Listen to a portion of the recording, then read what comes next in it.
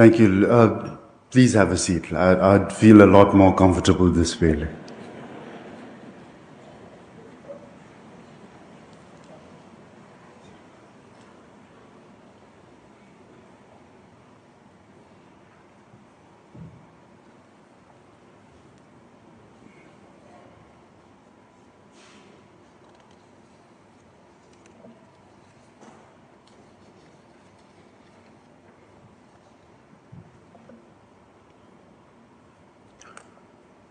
Professor Dr. Surakyat Sathirathai, Chairman of the University Council, Professor Dr. Willard Puriwan, President of Chulalongkorn University, distinguished faculty, honored guests, ladies and gentlemen, as well as all the young students who are here.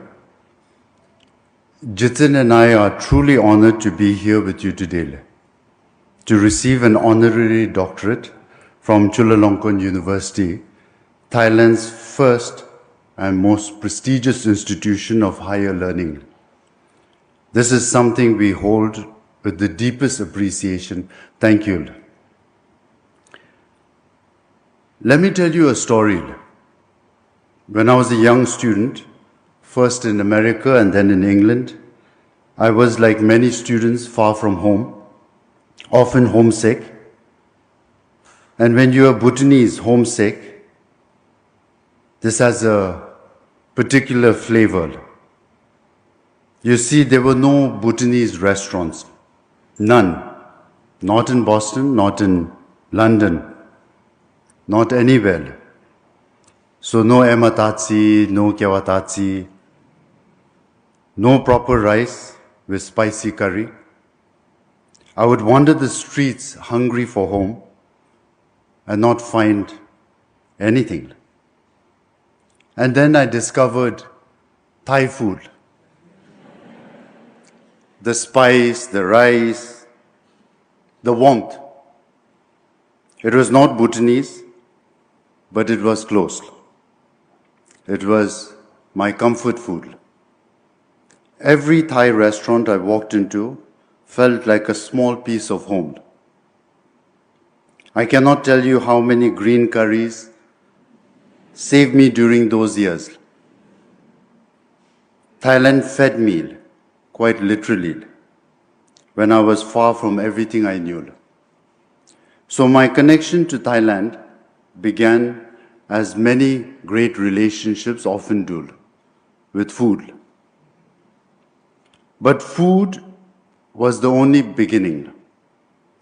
During my student days, we were each asked to give a short presentation about our country. When my Thai classmate stood up, she gave a presentation that stayed with me for over 2 decades. She spoke of Thailand as a Buddhist country, not only in name, but in daily practice. She described the temples across the country, the monks walking barefoot at dawn, the young men who willingly set aside time to ordain and learn the Dharma, and the women who became nuns. She spoke of how the Buddha's teachings shaped the Thai character, making Thais sincere, humble, generous, and compassionate. I was nodding along, thinking, yes, this is beautiful. This is what I felt in Thailand. And then she said, but our national sport is Muay Thai, kickboxing. The room went quiet. She smiled and asked, what does this mean? Then she answered her own question.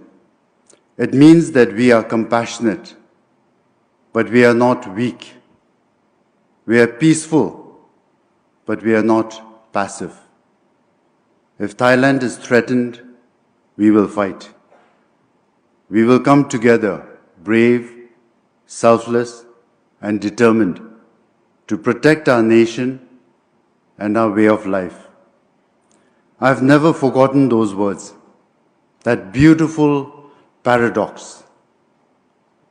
Buddhist compassion and warrior spirit defines Thailand. And it is a combination that will serve this nation well for centuries to come. I wish to speak now about His Majesty the King Rama X and Her Majesty the Queen. His Majesty carries a weight that few can understand, to follow one of the most beloved monarchies in the world, while charting his own path of service. This is not easy. It requires strength, wisdom, and a deep commitment to the welfare of one's people. I believe His Majesty has shown all of these. I have watched His Majesty closely, the dignity with which he serves, his dedication to education, healthcare and development, his tireless work to improve the lives of ordinary Thais. He continues the Chakri legacy with grace, with purpose, and with a quiet determination that I deeply admire. I might be breaching protocol, but I can't help myself but also share some intimate moments that I've had the pleasure of experiencing with Their Majesties. I have a great deal of admiration for His Majesty Rama X, his indomitable strength. And it's only through conversation between us that it dawned upon me his love and devotion for his country and people. And then, of course, Her Majesty the Queen.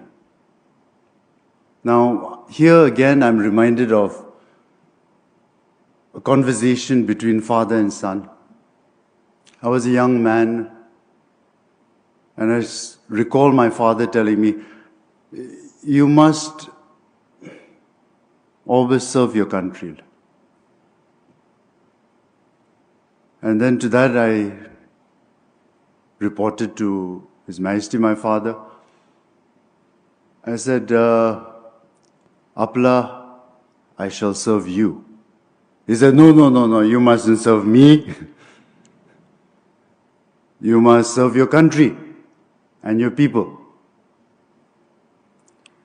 So to that I said, Apla, you carry the weight of a nation. You serve our country. You serve our people. So as of now, I stand beside you, and I would like to serve my people and my country through you. I'm a young man, there's not much I can do or think of, but I will stand right next to you and serve you with loyalty. So I see that in Her Majesty the Queen of Thailand, standing firmly beside His Majesty, serving him, and through him, her nation and her people. So again, my wife and I, we have the utmost respect for Their Majesties. And what an extraordinary responsibility and the indomitable strength that they showed. It's very humbling. Well, moving on. Earlier this year, Their Majesties made their first state visit abroad since His Majesty ascended the throne. Of all the nations in the world, large and small, near and far, His Majesty chose Bhutan. I cannot overstate what this meant to us. When we received word, Jitin and I looked at each other and felt an overwhelming sense of honor. When Their Majesties arrived, The joy that spread across Bhutan was unlike anything. From Paro to Thimphu, from the mountains to the valleys, every Bhutanese knew this was history. This was a statement of friendship that transcended words. So, Your Majesty, if these words should ever reach you, thank you. Thank you for choosing Bhutan. Thank you for the honor you have bestowed upon our nation. And thank you for continuing to inspire me with your example of service. When I became king, I was fortunate to have two extraordinary men to guide me. First is His Majesty, my father. He is the greatest teacher I have known, a man who taught me that a king's only purpose is to serve his people. He showed me this not through words alone, but through action. He walked to the remotest villages when there were no roads. He sat with farmers and listened. He dreamed of a nation where happiness mattered more than wealth. And then he built it. And when he believed Bhutan was ready, he did something almost unheard of. He voluntarily handed power to a democratic constitution, not because he was forced to, but because he loved his people enough to trust them with their own future. That single act taught me more about leadership than any book could ever do. The second is His Majesty Rama IX. I did not merely meet His Majesty, the King Rama IX. I had the privilege of observing him, his work, his manner, his dedication. He was called the Development King, and that title was earned. He walked rice paddies. He visited remote villages. He spoke to farmers and fishermen, not as a distant monarch, but as someone who genuinely wanted to understand their problems and solve them. His royal development projects changed millions of lives. His sufficiency economy philosophy offered the world a model for sustainable development. The United Nations recognized him for it. But what I remember most is simpler. The humility with which he carried himself, despite being one of the most revered monarchs on earth. Rama IX reigned for 70 years. 70 years of service. 70 years of putting his people first. I learned more from watching him than I can put into words. His influence on my own reign is profound, and I remain eternally grateful. To have had my father and Rama IX as my teachers, this is a blessing I carry with me every single day. Now in 2006, I visited Thailand for the Rama IX's 60th anniversary on the throne. I was Crown Prince then, young, a little nervous, representing my country on a grand stage for the first time. The Thai people saw me, and they did something extraordinary that touched me deeply. They did not call me the Crown Prince of Bhutan or the representative from Bhutan. They called me Prince Jigmeel, my name, as if I were family. Since that day, the Thai people have shown me and Bhutan nothing but kindness warmth, and support, year after year, without fail. I've never had the right moment to say what I've always wanted to say. Today, I have that moment.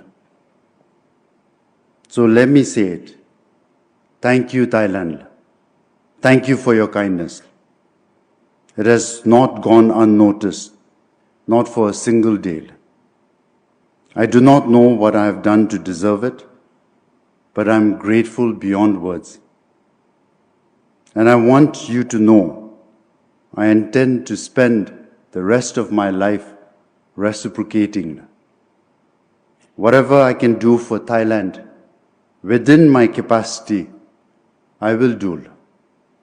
Your friendship has meant the world to me, and I hope mine can mean something to you. Before I close, let me say something about Thailand's future, not as flattery, but as honest observation. Thailand and Bhutan share a rare bond. We are among the few nations never colonized. While empires conquered and divided, Thailand remained free through the wisdom of King Mongkut, the brilliance of King Chulalongkorn, and successive great leaders, and most importantly, the resilience of the Thai people. The spirit of independence runs deep here.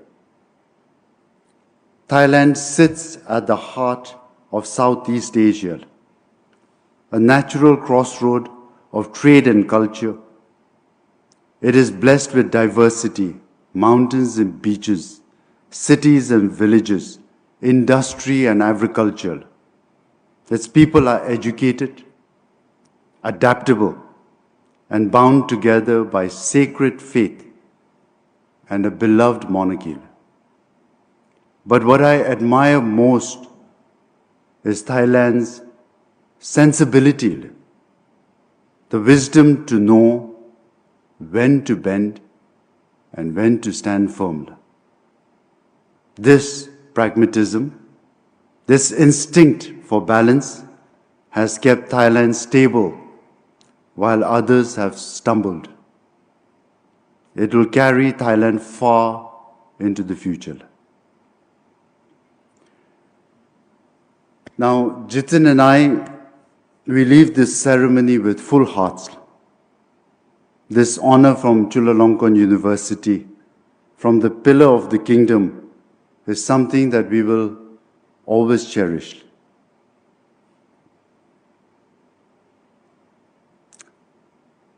May the friendship between Thailand and Bhutan grow stronger with each passing year. May our royal families remain close, and may our peoples, united by faith, by values, and by genuine affection, continue to walk together on the path of happiness. Again, I'm so privileged to be here. I would like to thank the university for this invaluable honor. But the reason why this moment has been very special for us is because my wife, more than anyone, knows that I've never been given the right platform, the right opportunity to express my gratitude towards Their Majesties and the people of Thailand. So again, I want to say from the bottom of my heart, thank you for the support that you've shown. And we will work very hard to reciprocate. Thank you. Thank you very much. Parinchal.